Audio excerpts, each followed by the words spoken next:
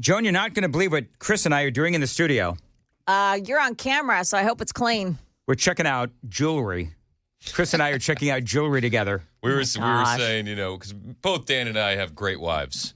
Yes. So he said, what did you ask your wife for? And I said, well, what did you ask your wife for? And we were comparing the jewelry that we've asked for from the wives. Yeah, for Valentine's Day. And then on Monday, we'll talk about what we actually got, which was nothing.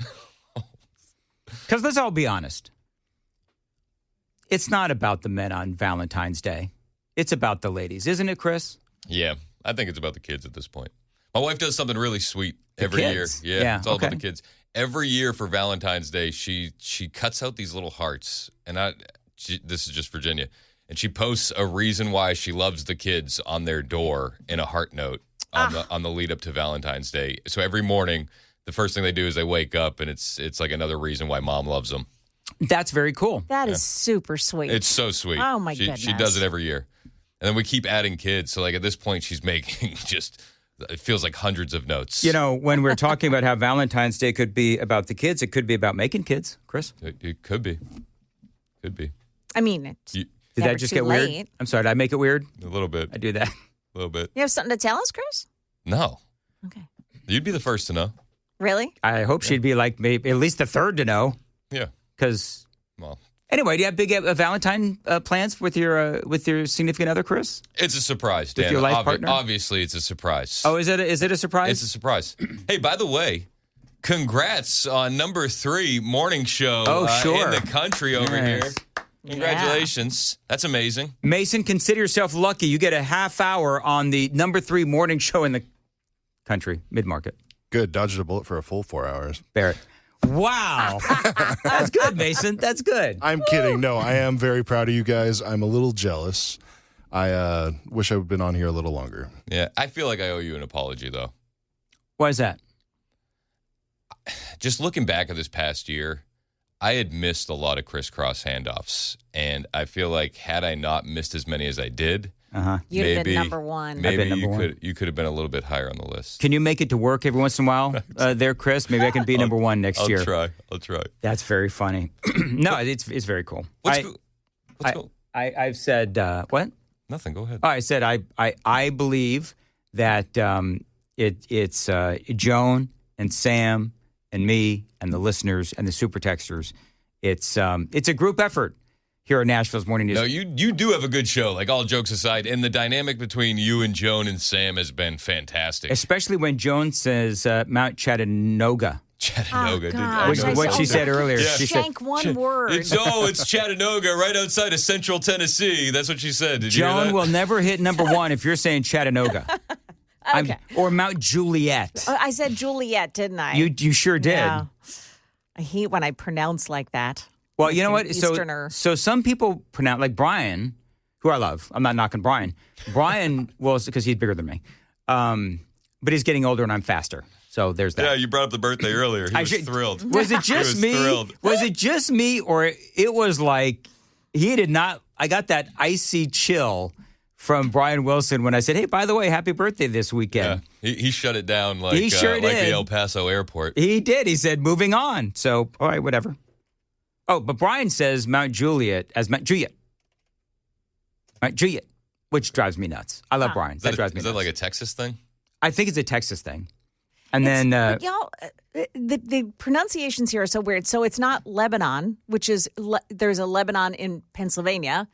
That we say Lebanon, Pennsylvania. You come down here and it's like, no, it's Lebanon. Lebanon. Wow. Yeah, I don't think it's that weird here. I grew up in Massachusetts where the town is spelled Worcester, but it's Worcester. Worcester. It's spelled Peabody, but it's Peabody. Yep, that's exactly right. We can go on and on and on. I lived in Gloucester, which is pronounced Gloucester. Gloucester. It's exactly right. All right, very good. So, real quick, can you? So you know the hefty woman. Yeah, LaMonica McIver. LaMonica McIver. She is a representative, right, Joan? Yes. Congresswoman out of New Jersey. Mm-hmm. Yep. And she's the one, Joan called her hefty one day. She's like large. Well, because that's when she was trying to get into the ICE facility in Newark, New Jersey. And she used her heft. She checked him. She checked him like a linebacker or like a lineman. We all said that we could use her on the O-line on the Titans. Yes, that's exactly right. And so, and I want to play this audio just to get your reaction to it. So go ahead and play it, Joan. Right. Mr. Lyons, do you consider yourself a religious man? Yes, ma'am. Oh, yes. Okay, well, how do you think Judgment Day will work for you with so much blood on your hands? I'm not going to entertain that question. Oh, okay, of course not. Do you think you're going to hell, Mr. Lyons? I'm not going to entertain. Of course not. How many government... The gentlelady will suspend. The gentlelady will suspend. What an insane woman. As they're taking child rapists and murderers and gang members off the street, it's like, how do you feel you're going to fare, ma'am? And it's always the non-Christians that throw religion in the face of people. Isn't that weird? She also said right after that, well, y'all are always talking about the Bible around here.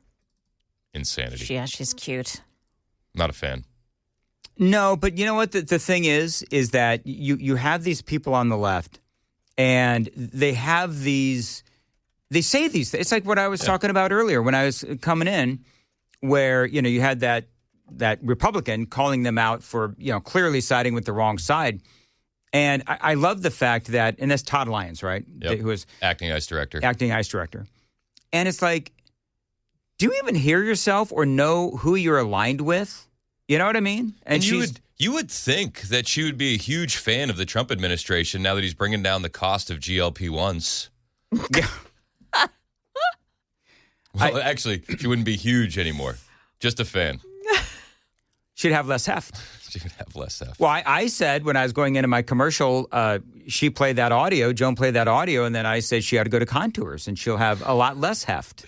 That's what Contour specializes in, less heft. She also said during that same hearing, she's like, y'all understand we're only here because white people are getting shot. Oh, my goodness. Is that what she said? That's what she said. Oh, my goodness gracious. These people are certifiably insane. How do we get, the nutballs to go to Congress like that? What is it? Do you know what I wonder? Do people, would you ever want to work in Congress? Would you ever want to be a congressman, Chris?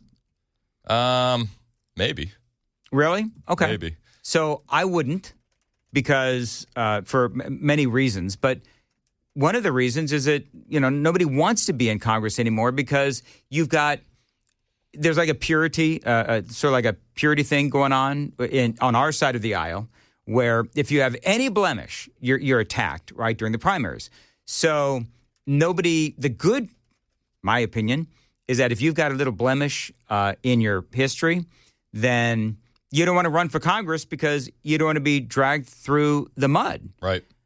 But the left, they sort of wallow in their. But it doesn't matter anymore because even if you don't have a blemish, like I think about like a kid like Nick Shirley, who's like, I heard an interview with him. He's like, listen, I'm a virgin. I don't have a girlfriend. I love that. He's like, I don't post crazy things on the internet. There's nothing that you can attack me on. And it's like, fun fact, they're going to attack you anyway. Oh yeah, absolutely, they do. And Nick Shirley, I don't know what the latest is with him. Wasn't he going to California? Yeah. Has he been heard from? You kind of worry about Nick Shirley these days. They're working on a lot of stuff in California. I sent you that LaMonica MacGyver clip, by the way, where she said you're only here because white people are getting shot. Okay. I DM'd it to you. I slid into the DMs. You slid into the DMs? I slid into the DMs. But the fraud in California is insane. It's going to absolutely blow the Minnesota fraud out of the water, and everybody knows it. Oh, yeah. Everybody knows that. And I think that's a good thing. All right, this is LaMonica MacGyver. Video up, audio up.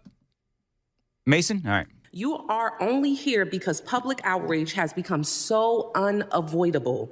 You are here, Mr. Lyons, because white people are getting shot in the face and chest when the cameras are rolling. I don't think she's a gentlelady. No. Like in that audio you played, Joan, the gentlelady, well, it's like, see, I'd be the guy that would say, B, shut up. Yeah. You know what I mean? Like, I that's why I couldn't be in Congress. You just hear groans from me. Oh! It's like, are we really doing this? Here's more. Because now my Republican colleagues care about optics. But when Keith Porter Jr., a Black American citizen, a son, a father, and a man loved by many, was killed by an off-duty ICE agent on New Year's Eve. An off-duty ICE Asian? Yep. That's what she said.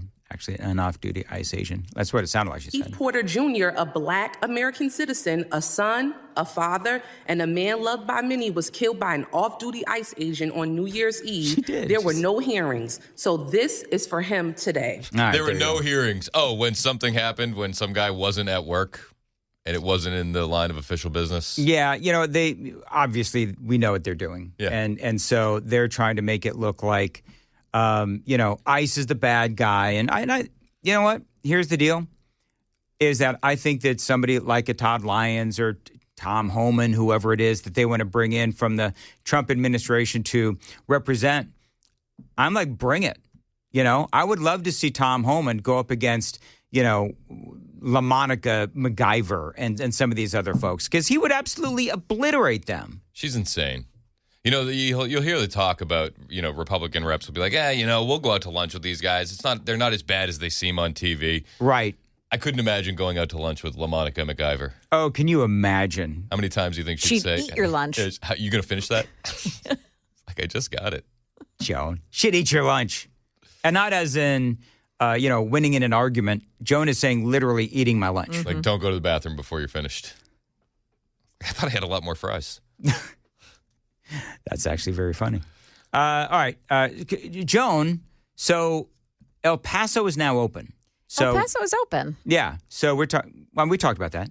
And people are trying to figure out why in the world it opened up so quick. Yeah. So apparently there was some, the super texts are coming in so fastly. But apparently there was some drone situation that was going on there.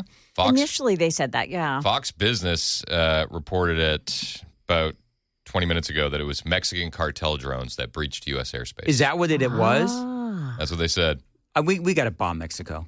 Seriously. Get Andy Ogles on the phone. At what point do we go on offense against these cartels? Like, we know exactly where they are. That's the most infuriating part. Yes, we know where they are. Blast the hell out of them. It's easy. Like, just take them all out. You could probably do it in an afternoon and be home for dinner. I don't know why they don't. I don't know either. They say Mexican cartels breached U.S. airspace. The Department of War took action to disable the drones. The FAA and Department of War have determined that there is no threat to commercial travel, the official told Fox News. Ooh. Take them out. That's all you got to do. But there was a threat to travel. And I think that's a point that needs to be highlighted. There was a threat. Here's the thing about being going on the offense. So this is what drives me nuts. Are we going to wait until the cartels fly a drone into the engine of an airplane and downs a plane and 200 Americans are killed or whatever? Right. Is that what we're going to wait for? I love the concept of going on offense. I do. By the way, I did a thing yesterday. I did. So, they're looking for creative ways to promote the Stake of the Union. Yes. So I went ahead and made a graphic with a spelling error? No, I didn't, but somebody did. Who did that, do you know? All of the people in the building are pointing towards you. Everybody knows I don't do graphics. Well, that is beneath my... And that's one of the things that they're saying. It shows. That's good, actually. No, I don't know who did it. It certainly wasn't me because I don't do graphics. But I wrote a bunch of steak-related political puns. Oh. Are you sure this wasn't a mistake? Oh, see, that's good. No, I see. You got yours clearly from like AI. Did you do that? Is that from AI? Within like 3 seconds? No, that was off the top. I didn't know you had puns ready to go. I wrote them myself. Okay. How long did this take you? How long? Don't you wish you thought of the AI angle a long time ago, Dan? Yeah, I probably could have used AI. It took me about an hour. I sat there with Amy and a pad of paper. You spent an hour writing steak puns? Steak political puns, yeah. Lay them on me, Dano. All right, I'll do one. I don't want to ruin the surprise because they're going to put it on the Super Talk TV thing. What is Elizabeth Warren's favorite steak? A tomahawk. Okay. Is that a pun or is that a joke? I feel like that's just a joke. It's a punny joke. It's a punny joke? It's a punny joke. Why is Joan so quiet? Joan, you know that was funny. We can't. I'm letting you dig your own grave. Whatever. We are not allowed to stop there. I need another one. We have to keep going. You want to hear them all? I do want to hear them all. All right, you want to hear them all? Here we go. Joan, because I got them on my phone. It's in the notes app, so you lied to us. It wasn't a pen and pad. You did it in the notes app. Well, I scribbled down. It was a whole process, okay? Truth matters, Dan. Okay. I bet Trump's State of the Union speech will be well done. Okay. I actually think that's good. Our State of the Union is going to be red meat for Republicans. Okay. How often will the Democrats applaud during Donald Trump's speech? Rarely. Get it? Rare. Yeah. Okay. Okay. They're getting better. Are they? I feel like they are. For our State of the Union, there won't be any filibusters, but plenty of fillet busters. Okay. They're on the decline. Okay. When did we peak, Joan? Where's the beef? At our State of the Union. Okay. So that one, just to be clear, wasn't really a pun. You just ripped off Wendy's from the 80s. No, whatever. The steaks at Legend Steakhouse have aged better than Nancy Pelosi. That's now true. There you go. There you go. Is that good? Yeah. Yep. Let's see here. What's the best steak side orders?